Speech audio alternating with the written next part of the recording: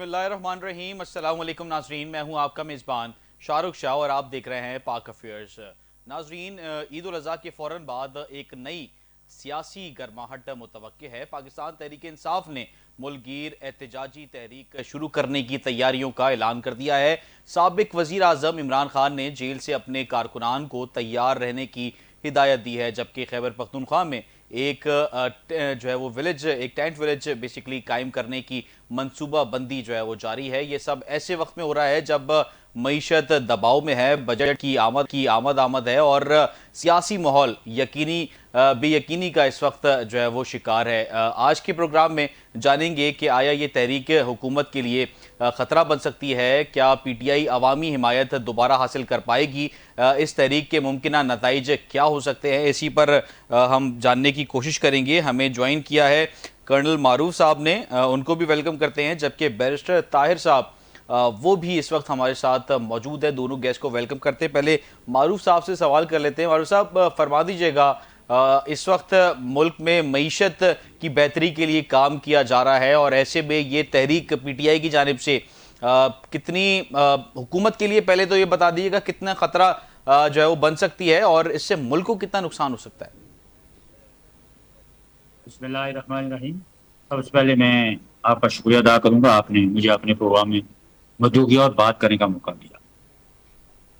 ये जो आपने बात की है कि मुल्क में मैशत, पहली बात यह है कि मैशत एक टाइम ऐसा था कि जब पाकिस्तान के बारे में हर तरफ ये स्पेकुलेशन, अफवाहें थी और गैर यकीनी की सूरत थी और ये बात हर जुबान पे अजूदी आम थी कि पाकिस्तान आज डिफॉल्ट करेगा, पाकिस्तान कल डिफॉल्ट करेगा, पाकिस्तान अगले महीने डिफॉल्ट करेगा, अगले हफ्ते डिफॉल्ट करेगा। किसी वक्त भी आपको IMF या दूसरे जो इस तरह के लेंडर जो अदारे हैं वो किस वक्त जवाब देंगे। तो आज अल्लाह के फजल व करम से इस तरह की कोई बात नहीं है। आज तो आपके रिजर्व्स बहुत बेहतर हो गए हैं, आपकी मैशियत जो है बहुत बेहतर हो गया है, इंटरेस्ट रेट बहुत कम हो गया है। साथ साथ आपकी जो तजारती एक्टिविटीज हैं वो बहुत बढ़ गई हैं। फिर आपकी क्रेडिट रेटिंग जो है वो फिच हो गया, या मूडी, जिसने MNS हैं, जितने अदारे हैं उन्होंने आपकी क्रेडिट रेटिंग बहुत बेहतर कर दी है। और अभी इंशाल्लाह मजीद इसमें बेहतरी आ रही है। CPEC चल पड़ा है। और फिर एक और बात जो है वो जो मौजूदा जो इंडिया और पाकिस्तान के दरमियान ये जो एक मार का हक जो हुआ है, ऑपरेशन बुनियान मरसूस, इसके बाद पाकिस्तान की इकोनॉमिक जो में क्रेडिट रेटिंग जो बड़ी बड़ी थी, इसमें पाकिस्तान की ओवरऑल एज ए ममलके के तौर पर जो स्टेट्स की कम्युनिटीज हैं उनकी पाकिस्तान की रेटिंग बहुत बढ़ गई है। हर तरफ से पाकिस्तान को अप्रिशिएट किया जा रहा है, सराहा जा रहा है। और आपने मुख्तलिफ देखा होगा सोशल मीडिया पे, जिस मुल्क में भी हमारे पाकिस्तानी जाते हैं तो वहाँ के जो बाशिंदे हैं, अभी सऊदी अरब में जो लोग हमारे हज पे जा रहे थे उनको वो कह रहे थे पाकिस्तान जिंदाबाद, पाकिस्तान जिंदाबाद। इस तरह दूसरे ममालिक में भी पाकिस्तान की जो जो क्रेडिट रेटिंग एक इकोनॉमिकल होती है, एक आपकी क्रेडिबिलिटी की क्रेडिट रेटिंग होती है, वो बहुत बेहतर हो रही है। लोग पाकिस्तान के बारे में अच्छा तस्वर कर रहे हैं। पाकिस्तान को एक जो इंडिया ने हमेशा कोशिश की है कि पाकिस्तान को दहशत मुल्क के या दहशत गर्दी स्पॉन्सर करने वाला मुल्क करार दिया जाए, उसमें नाकामी हुई है। यूनाइटेड नेशन सिक्योरिटी काउंसिल में आपको पता, एंटी टेररिज्म जो फोरम है वहाँ आपको वाइस चेयरमैन का जो चेयर मिली है। इसी तरह मुख्तलिफ कामयाबियाँ हो रही हैं और पाकिस्तान की जो माशी जो इस्तेकाम भी आ रहा है पॉलिटिकली, और ओवरऑल लोगों में एक एतमाद का इजाफा हो रहा है, हुकूमत में एतमाद का इजाफा हो रहा है। तो ये सारी चीजें जो हैं, इन सब चीजों से PTI के आप ये समझ लें कि पेट में दर्द पड़ रहा है। वो ये तस्वर भी नहीं कर सकते थे कि पाकिस्तान इस तरह टेक ऑफ करेगा, पाकिस्तान की इकानमी बेहतर हो जाएगी, पाकिस्तान में स्टेबिलिटी आ जाएगी और इंडिया के साथ जब लड़ाई होगी तो पाकिस्तान इतना सरखरू होगा, पाकिस्तान आर्म फोर्सेज जो है उनको इतनी पजीराई मिलेगी, इतनी तारीफें मिलेगी, इतनी अप्रिसिएशन मिलेगी। तो अभी इशू ये है कि उन्होंने अपनी सियासत भी तो जिंदा रखनी है ना। देखें, ये जो तारीखी बातें कर रहे हैं, उस वक्त जब इमरान खान बाहर थे उस वक्त नहीं चला सके। जब उन्होंने कहा कि जेल भरो तो कितने लोग गए थे आपके सामने। फिर उन्होंने कहा जी हमारी ये इमरान खान रेड लाइन है, तो क्या हुआ, किसी ने अगलू ने जेल में पकड़ के जेल में डाल दिया, और पिछले 2 साल से है। अभी ये सिर्फ और सिर्फ सियासत की बातें हो रही है अपने आप को जिंदा रखने के लिए। ठीक। अदरवाइज ये अपना तसल्ली भी कर लें, ये कुछ भी नहीं होगा।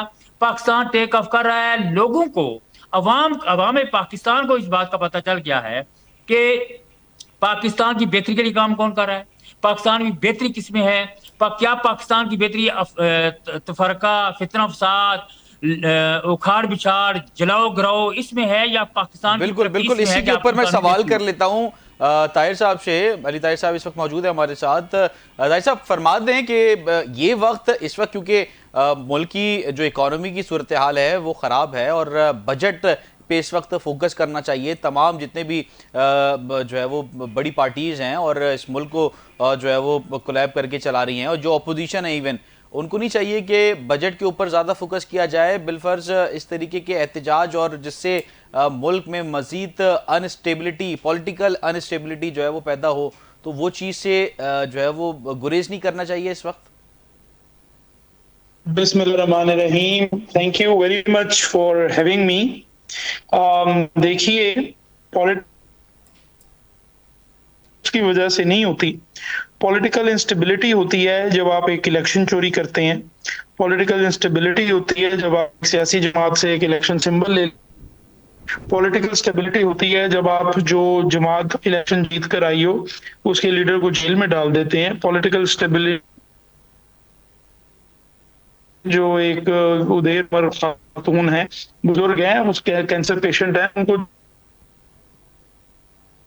होती है जब आपको पता है ट्विटर भी मुल्क में बंद रहा। पॉलिटिकल इंस्टेबिलिटी तब होती है जब जो एक्सपर्ट्स नहीं होते वो ये फैसला करने शुरू कर दें कि हमने इकोनॉमी को कैसे चलाना है और हमने फॉरेन अफेयर्स को कैसे चलाना है। इन चीजों से पॉलिटिकल इंस्टेबिलिटी होती है। अगर इंस्टीट्यूशंस जिनका काम सियासत में दखल अंदाजी नहीं है वो अगर सियासत से बाहर निकल जाए तो वो इंस्टेबिलिटी होगी, स्टेबिलिटी होगी। इन सो फार एज इंडिया के साथ जो टेंशन्स की बात है, मैं आपको बड़ा कैटेगोरिकली कह रहा हूं, अगर कोई ये समझता है कि कोई पाकिस्तानी जो है वो खुश होता है इंडिया की जीत पे या पाकिस्तान की हार पे, तो वो एक इंतहाई बेवकूफ आदमी है। और ऐसी बेवकूफाना बात पाकिस्तानी है और एक दूसरे को पाकिस्तानी मानना चाहिए। हम सबके लिए सबसे पहले हमारा मुल्क है, but at the same time इस मुल्क के अंदर आईन के साथ जो हो रहा है, जियां उड़ाई जा रही हैं कॉन्स्टिट्यूशनल डेमोक्रेटिक गवर्नेंस की, और जिस तरह फील्ड मार्शल बनाए जा रहे हैं, मेरे ख्याल में इन सारी चीजों पैट्रियटिज्म कहते हैं। आप ये ना समझिए कि जो हाकिम वक्त है उसकी बेत कर लेंगे तो वो उसके ऊपर तनकीद करना कि मुल्क को फरसूदा निजाम से निकालो, इस निजाम को ठीक करो, अवाम को से दो, इसको पैट्रियटिज्म कहते हैं। Please do not confuse the two. Protest जो है वो आईने पाकिस्तान के तहत हर पाकिस्तानी शहरी का हक है, कोई मुझे इस हक से नहीं रोक सकता। और अगर कोई आईन के खिलाफ खड़ा होगा तो वो पाकिस्तान के खिलाफ खड़ा है, फिर बेशक वो कोई ऑर्गेनाइजेशन हो या कोई तंजीम हो। जो आईन की खड़ा होगा, हम ये समझते हैं कि वो पाकिस्तान के खिलाफ खड़ा है और हमें एहतजाज का पूरा पूरा हक है। उस हक को जो है इस पूरी हमारा आईन कहता है, इस पूरी कायनात के मुल्क के ऊपर हुकूमत जो है वो अवामी नुमाइंदे चलाएंगे, वो जिनको अवाम चूज करेंगे। अच्छा और अच्छा, आप ताहिर साहब ये फरमा दें कि पीटीआई का इसके ऊपर क्या मौकिफ है? ये जो टेंट विलेज कायम करने की तजवीज़ पेश की गई हैं, इस पे आपका क्या कहेंगे? क्या ये इस वक्त सही है? और जो इस वक्त सिनेरियो है एक जंग के बाद से जिसमें हमने भारत को शिकस्त दी है, जाहिर सी बात है कम जो है वो कम वसाइल में पाकिस्तान ने, क्योंकि भारत एक बड़ी जो है वो ताकत भी है, पाकिस्तान ने भरपूर जवाब दिया और ये जंग जो है वो जीती है भारत के खिलाफ। तो आप नहीं समझते कि इस वक्त क्योंकि माशी तौर पे भी पाकिस्तान इस वक्त मजबूती की तरफ बढ़ रहा है, तो इस तरीके का जो है वो एहतजाज करना हुकूमत के लिए भी ख़तरा बन सकता है, और आप लोग को भी नहीं चाहिए कि मिल के काम करें और ताकि इस मुल्क की पहले मईशत बेहतर हो। जैसे इस वक्त जंग के दौरान तमाम जितनी भी पार्टीज़ हैं वो एक यकजा हो गई थी, तो मुल्क में स्टेबिलिटी के लिए भी यकजा नहीं हो सकते आप लोग? देखिए, एक तो ये कि मईशत बेहतरी की तरफ जारी है, ये फैक्ट नहीं है, ये आपका बाकी ओपिनियन हो सकता है, लेकिन इसको फैक्ट के तौर पर सामने ना रखिए। ये एक ओपिनियन है और मैं इस ओपिनियन से सब्सक्राइब नहीं करता। मैशत बेहतर हो रही है। जो मैं कोई इकोनॉमिक का एक्सपर्ट नहीं हूं, लेकिन जो एक आम जब आप उसको बताते हैं ना कि जी मैशियत बेहतर हो रही है, तो वो उसके जो अल्फाज होते हैं वो शायद पार्लियामानी लैंग्वेज में तो फिर वो बात भी को ये कहते हैं कि जी हुकूमत ने तो मैशियत के वो दूध की और शहद की नहरें लगा दी हैं। जहां तक यूनिटी की बात है, अब आप बताइए ना, हमसे ज्यादा पैट्रियोटिक कौन होगा कि हमारे ऊपर इतना क्रैकडाउन हुआ और इस तरह से जुल्म किया गया, पूरा एक किया गया, जो हम डिस्पाइट ऑल हर अभी जब पाकिस्तान के ऊपर बात आई तो सबसे आगे तो हम थे, सोशल मीडिया हो या अदरवाइज हो, सब इंडिया को ललकारने में। और we are proud of our Pakistan air force, जिसने इंडियन जहाज गिरा के उनकी गैरत जो है वो मिट्टी में मिला दी। और अच्छा, ये जो अलामती एहतजाज होगा, ताहिर साहब, अलामती जो एहतजाज करने जा रहे हैं, ये लॉन्ग टर्म जो तहरीक है उसमें बदल सकता है? ये का जवाब तो दूं ना शाहरुख, मुझे जरा मौका तो दीजिए ना, मैं पूरा आपकी बात के जवाब तो दूं। जहां तक आपने कहा कि इंडिया एक बड़ी ताकत है, ये साबित हो गया इस रीजन में इंडिया कोई बड़ी ताकत नहीं है, और पाकिस्तान और चाइना की पार्टनरशिप ने ये सारी बातें करने वाले के इंडिया के मुंह बंद कर दिए हुए हैं। बाकी जहां का ताल्लुक है, क्या शाहरुख आप पढ़िए आर्टिकल 17 पढ़िए, आर्टिकल 18 पढ़िए, आर्टिकल 19 पढ़िए, आर्टिकल 15 पढ़िए। आप मुझे बताइए कि आइन के अंदर एहतजाज का राइट नहीं है? जो राइट कायदे आजम ने भी मान ह्यूमन राइट है, और कायदे आजम ने भी एहतजाज किए, और उसके बाद जब जुल्फिकार अली भुट्टो साहब ने 73 का आइन दिया तो उसको आइन का एक हिस्सा बनाया। मारूफ साहब के पास जो है वो मैं जाऊंगा। मारूफ साहब, फरमा दीजिएगा कि आप नहीं, एक जुमले में मेरा जवाब ले जाइए, सिर्फ ये है। जी जी जी ताहिर साहब, क्योंकि नेट का, क्योंकि आवाज में डिस्टॉर्शन आ रही है थोड़ी सी, वो टेक्निकल टीम हमारी जो है वो बेहतर करने की कोशिश कर रही है। ताहिर साहब, मैं जब तक मारूफ साहब के पास जाता हूं, मारूफ साहब फरमा दें कि किस तरीके से चीजें जो है वो बेहतर हो सकती हैं अगर ये बिलफर्ज जो है अलामती जो है वो एहतजाज है वो लॉन्ग टर्म तहरीक में अगर तब्दील होता है, और जाहिर सी बात है खेमे लगाने के लिए जो है वो कह दिया गया है, तजावीज़ जो है वो पेश की गई हैं, तो आप क्या समझते हैं कि फिर हुकूमत का अगला लाएअमल क्या होगा, किस तरीके से टैकल करेगी? फिर देखिए शाहरुख साहब, आप बैरिस्टर साहब से ये पूछ रहे थे कि क्या ये टर्म एहतजाज का है या नहीं है, तो वो कहते हैं जी एहतजाज हमारा हक है, एहतजाज हमारा हक है। किसने उनको मना किया जी एहतजाज ना करें? आप जो बात कुछ और पूछ रहे थे, वो जवाब कुछ और दे रहे थे। कहने का मतलब ये है कि एहतजाज हर बंदे का कानूनी कॉन्स्टिट्यूशनल आईनी हक है, किसी ने मना नहीं किया, ना मना करेगा। अक्सर मसला ये है जो आप बात कर रहे थे कि पाकिस्तान इस वक्त एक अच्छे इकोनॉमिकली बेहतर हो रहा है और आपको ये अचीवमेंट्स मिल रही हैं, तो इन हालात में क्या एहतजाज करना मुनासिब है या नहीं है? तो इस बात का इनसे जवाब पूछना चाहिए कि एहतजाज जो जितना मर्जियां करें, कोई मना नहीं कर रहा, ना उनको रोक रहा है, ना कोई इससे पहले कोई किसी ने रोका है। बात यह है एहतजाज पीसफुल करेंगे, कोई नहीं रोकेगा। जब वो कानून को अपने हाथ में लेंगे, तोड़ फोड़ करेंगे, अलाव जलाओ करेंगे, अच्छा गैर जो अनसिविलाइज बिहेवियर होगा, गैर मौजूबाना तरीके से जब वो अदारों पे हमले करेंगे, जो इमलाक पे हमले करेंगे, जो इस तरह की हरकतें करेंगे, तो कहने का मतलब है कि फिर तो एहतजाज तो ना हुआ, वो तो फिर तशद्दुद हुआ ना। तो तशद्दुद कोई भी नहीं करने देगा। पुरतशद्दुद ये इनकी पीटीआई वालों का एक तुरा इम्तियाज रहा है कि हमेशा ये तशद्दुद की तरफ जाते हैं। इनके रवैये जो हैं उनमें तशद्दुद होता है, उनमें दूसरों को तल्ख किस्म की वो ज़बान इस्तेमाल करते हैं, तौहीन अमेज अल्फाज इस्तेमाल करते हैं हर जगह। मौज़बाना ज़बान, मौज़बाना तरीक़ाकार, मौज़बाना रवैया इन्होंने सीखा ही नहीं है। वो आईजी मैं तुम्हें मार दूंगा, ओ मैं तुम्हें जेल में डाल दूंगा, ये इस तरह की तो गुफ्तगू है लोगों की। तो कहने का मतलब ये है। अच्छा मारूफ साहब ये फरमा दे, बिल्कुल आपने बात की कि इस एग्रेसिव जो है वो बिहेवियर आवाम का भी हो जाता है, क्योंकि जिस तरीके से पोर्ट्रे रहनुमा कर रहे होते हैं वैसी आवाम फॉलो कर रही होती है। तो आपको क्या लगता है कि जिस तरीके से माजी के एहतजाज हैं और अभी नवंबर में जो एहतजाज हुआ 24 नवंबर आई गेस 26 नवंबर को पिछले साल, तो उसमें जब डी चौक पे जो है वो पीटीआई दाखिल हुई, उसके बाद फिर सिनेरियो मुख्तलिफ हो गया, वापस लौटना पड़ा कारकुनान को। तो आपको क्या लग रहा है कि इस दफ़ा जो सड़कों पे आवाम उस तरीके से निकलेगी, क्योंकि उनके जो मुतालबात हैं वो ना पहले पूरे हुए ना इससे पहले पूरे हुए, दूसरे जब खान साहब को रिहा करने की कोशिश की जा रही थी तब भी मुतालबात तो पूरे नहीं हुए। क्या अब लीडर जो इस वक्त मौजूदा लीडर हैं पीटीआई के, उन पे आवाम ट्रस्ट कर पाएगी?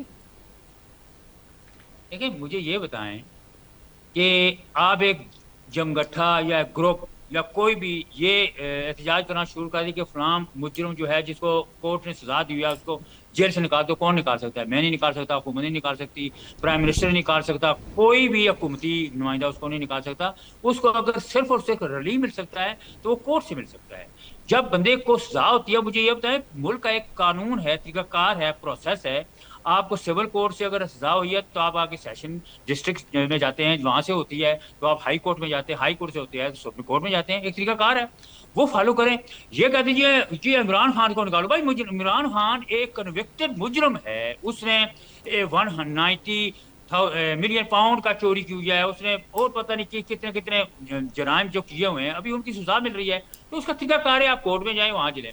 अभी जब आप ये तासर देने की कोशिश करते हैं कि हम जनाब जेलों को तोड़ेंगे, हम जनाब जबरदस्ती उसको लेके जाएंगे, तो मुझे ये बताएं जब इस तरह की इंटेंशन होगी तो कौन इनको इजाजत देगा एहतजाज करने की? इनको सिविल तरीके से एक तरीकाकार होता है। अच्छा, पुरअमन एहतजाज की जैसे माजी में एहतजाज करने की परमिशन दी गई एक मखसूस जगह पे, मगर पीटीआई जो है वो डी चौक पे मुतालबा कर रही थी, तो इस दफा क्या पीटीआई को इजाजत मिल पाएगी या उस पर भी एक सियासत और एक बड़ा जो है वो चैलेंज शुरू हो जाएगा?